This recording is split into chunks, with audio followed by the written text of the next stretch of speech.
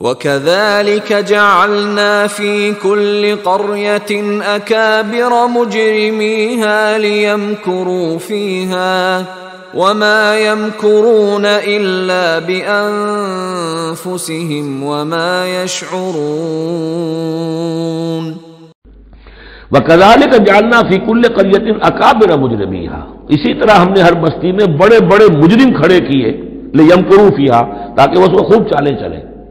وہی بات شیاطین الانس والجن کو ہم نے اٹھایا، اسی طرح ہر بستی کے اندر جو سردار اور بڑے وہاں کے چودھری ہوتے ہیں ہم ان کو چھوٹ دیتے ہیں کہ وہ کھڑے ہوں اور روکیں لوگوں کو، اور لوگوں کو ستائیں، اور لوگوں سے امتحان لیں، لوگوں کو آزمائش میں ڈالیں، چالیں چلیں، تاکہ جو صاحب جوہر ہیں ان کے جوہر کھلیں، ان کے اور نکھریں، ان کے اندر کی صلاحیتیں جو ہے وہ اور اجاگر ہوں۔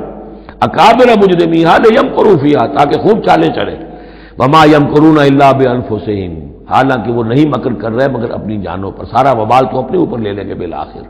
بظاہر جو کچھ کر رہے ہیں وہ، لیکن یہ کہ اس کا جب نتیجہ ان کے سامنے آئے گا، جو سمیہ اور یاسر کے ساتھ کیا ہے ابو جہل نے رضی اللہ تعالیٰ عنہما، جب وہ حقیقت سامنے آئے گی تب آنکھ کھلے گی۔ جب آنکھ کھلی گل کی تو موسم تھا خزاں کا۔ الا بانفسہم وما یشعرون، لیکن انہیں اس کا شعور نہیں ہے۔